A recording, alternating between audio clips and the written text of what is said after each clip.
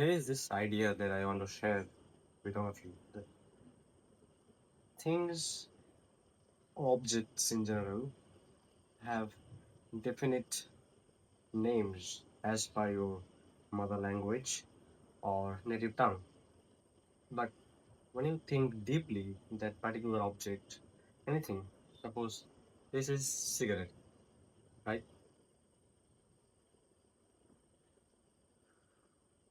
Obviously, because this has been taught to you from your native tongue or mother language that this is cigarette. But deep down, if you think deeply, this is not only cigarette. This can be something else as well. Because the inner meaning of anything is restricted by words only. We can only define things through words. Consider something else. Consider some kind of philosophy where you see an object, see a scenery, see something which is deep in nature, but you cannot define it with words. What do you do then? How do you define things that are not restricted by words? And how do you define things that are only described by words, but there are some inner meanings which it cannot deliver to someone, and you can only feel its presence. That means the energy that it contains, the inner philosophy that it contains, has more deeper meaning.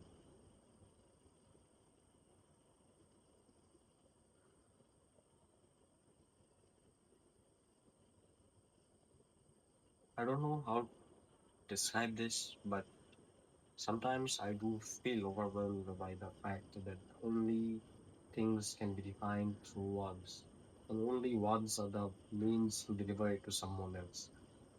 There should be some kind of feeling, some energy sort of thing that can be transferred to others as well.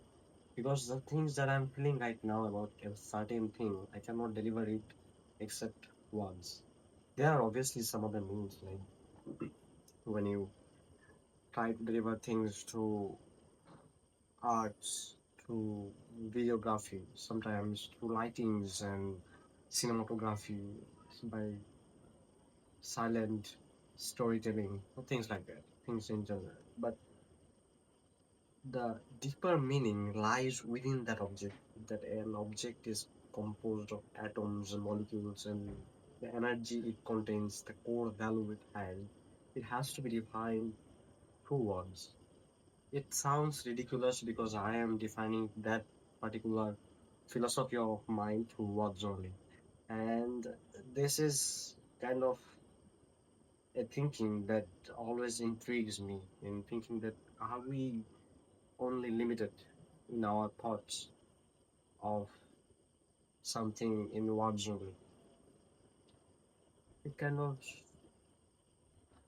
forces me to think deeply about anything in general. But what if I could describe this by some other means?